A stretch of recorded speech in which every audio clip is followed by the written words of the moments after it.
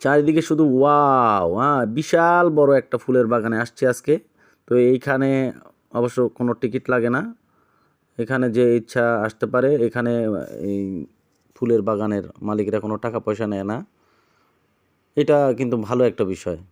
আর এই পাশের মানুষজন হয়তোবা সেইভাবে আসে না এই পাশ দিয়ে। এর কারণে এই ফুলের বাগানের পাশ দিয়ে বেড়া দিতে হয় নাই। কারণ ফুলের বাগানে মানুষ ঘোরাঘুরি করে।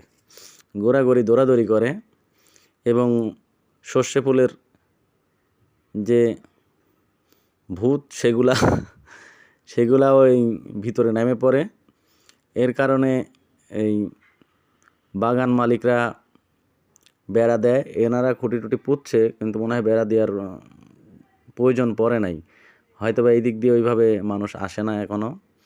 হয়তোবা বুঝেও নাই যে এই দিক দিয়ে আসে, এমন ফুল আছে। তা আমি বের হইছিলাম, সামনের দিকে অনেক ক্রাউড ছিল, অনেক মানুষ। তো গেজাগেজির মধ্যে আমার আবার খুব একটা ভালো লাগে না, আমি স্বস্তি ফিল করি না। এই জন্য একটু আমি দূরের দিকে আসছিলাম। তো আস্তে আস্তে অনেক দূরে আসছি, আসলে কোথায় আসছি এখন, এই যে সামনে গ্রামটা, এই গ্রামটার নামও আমি জানি না। তবে এরকম আরও ৩টা-৪টা গ্রাম আমি পার করে চলে আসছি সামনের দিকে। এখন সূর্য মামা যেহেতু ডুবে যাচ্ছে, ওয়াও, হাঁসগুলো অনেক সুন্দর। সূর্য মামা যেহেতু ডুবে যাচ্ছে তো আমার এখন বাড়ির দিকে যাইতে হবে, আবার অন্ধকার হয়ে যায়। বর্তমানে তো সব জায়গায় চুরি ছিনতাই হইতে থাকে। তো তার জন্য সন্ধ্যার আগে আগে, সূর্য নামার আগে আগে চলে যাব।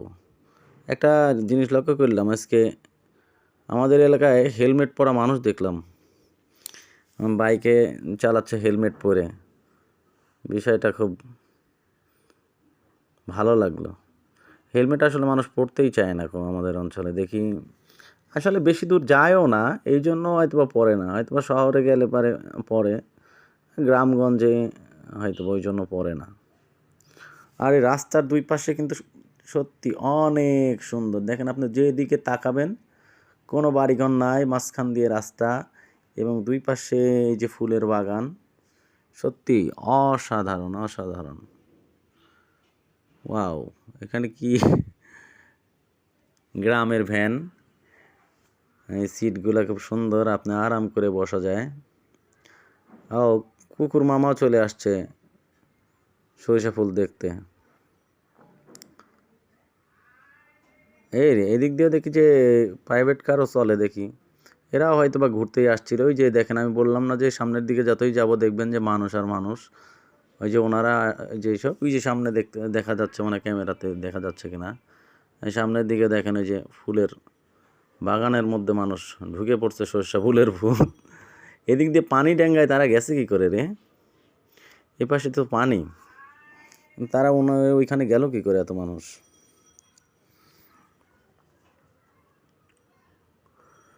আর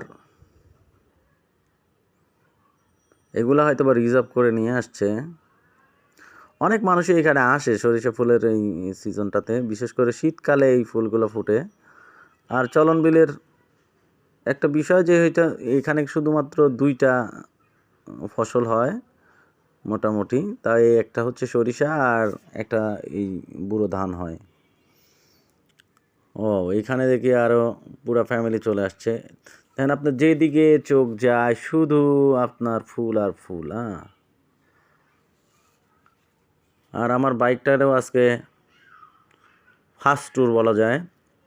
বাইক কেনার পরে আজকেই প্রথম তাকে একটু ঘুরতে নিয়ে আসছি। এই জায়গাটাতে বর্ষাকালে অনেক মানুষ আসে, বিশেষ করে নৌকা দিয়ে। আরে আসতে রে, এই রাস্তাগুলা সুন্দর, তবে এটা মেরামত করা দরকার। অনেক দিন ধরে এই রাস্তাগুলো করছে, কিন্তু এটার মনে হয় কোনো সময় সেইভাবে মেরামত করে না। আর রাস্তাগুলো যেহেতু পানির ভিতরে, পানির নিচে থাকে, মানে বর্ষা মৌসুমে এই রাস্তার উপর দিয়ে এই নৌকাগুলো চলে, বিশেষ করে নৌকাগুলো এই রাস্তার উপর দিয়েই চলে। ওয়াও, অনেক সুন্দর না? আপনার এখানে আসলে চোখ জুড়ায় যাবে। আপনার চোখে যেদিকে তাকাবেন আপনার আর এই ফুলের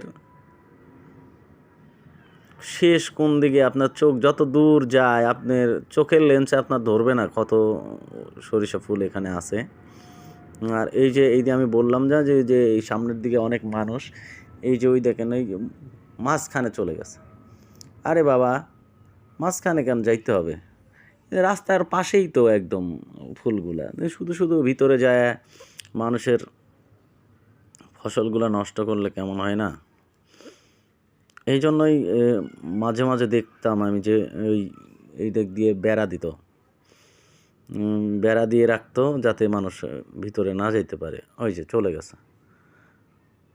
এই যে এই ভাইরা ভালো, এই ভাইরা সামনে রাস্তার উপরে আছে, ওই ভাই আবার নিচে নেমে গেছে, ফটো সেশন চলতেছে।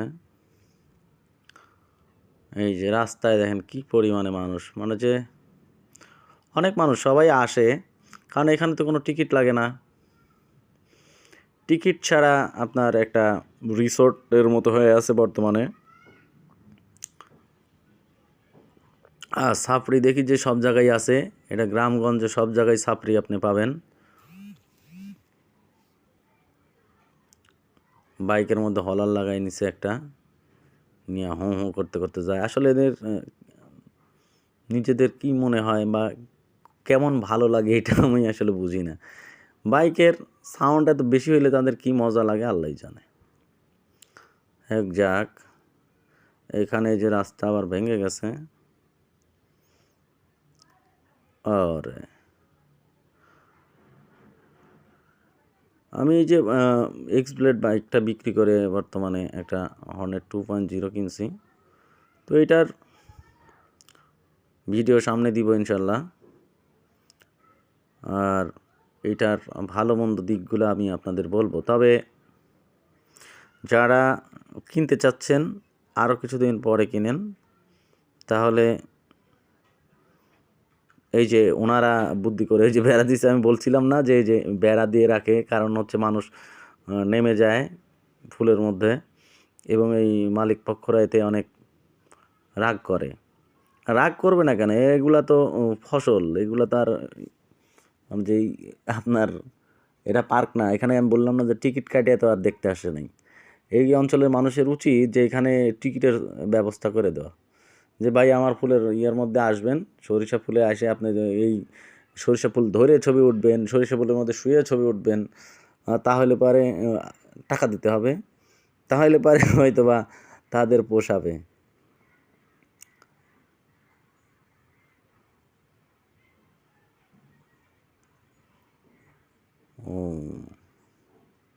এই যে দুইটা গ্রাম ক্রস করে চলে আসছি এখন, আর হয়তো বা এই একটা গ্রাম পার হইলে পারে আমাদের অঞ্চলের আশেপাশে চলে আসব।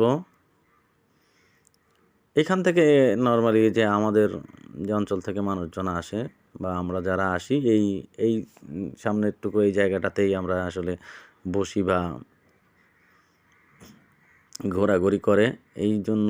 আর এই দিকে দেখেন প্রচুর পরিমাণে জ্যাম, এই জন্যই আমি আসলে ওই দিকে চলে গেছিলাম। তবে ওই দিকে যাই আমার ভালো লাগছে আরও, ওইদিকে এই অনেক মানুষের ভিড় থেকে আমি বাঁচলাম এবং হচ্ছে এটার সৌন্দর্যটা উপভোগ করতে পারলাম। এদিক দিয়ে পুরাই জ্যাম, এবং এই যে ঘোরাঘুরি পার্টি অনেক। এইটা কি এই ভাই দেখি যে আরে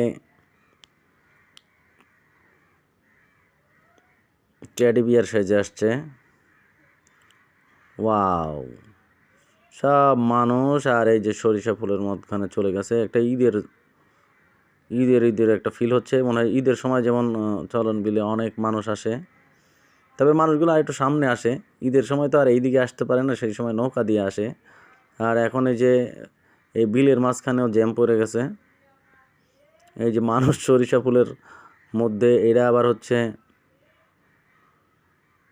না বলি, সবাই শাড়ি পরে আসছে, সাইজে গুজে আসছে ছবি তোলার জন্য। আমি তো আসলে ছবি তুললাম না, আমার কি কোনো পাপ হবে? ওয়াও, এই এই এই এই এই ভাইয়া একটু সাইড দাও, ভাইয়ারা সাইড না দিক, আমি ধীরে ধীরে চলে যাইতে পারবো। এখানে অত জ্যাম পড়ে নাই ঢাকা শহরের মতো।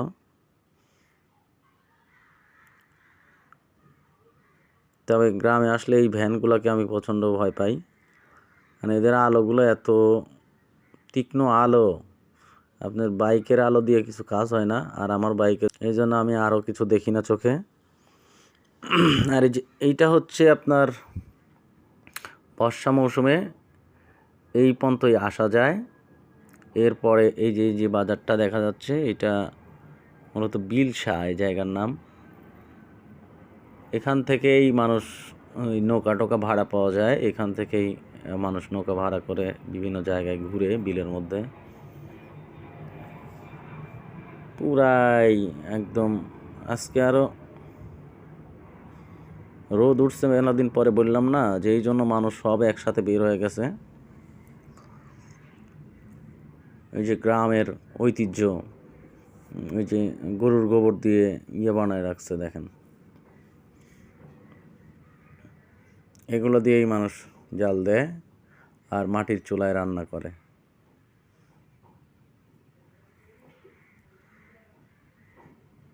ওই নৌকাগুলো এখন পড়ে আছে পতিত, নৌকাগুলোর এখন কোনো কাজ নেই, বর্ষা আসলে পারে আবার নৌকার দিয়েই তারা চলাচল করবে।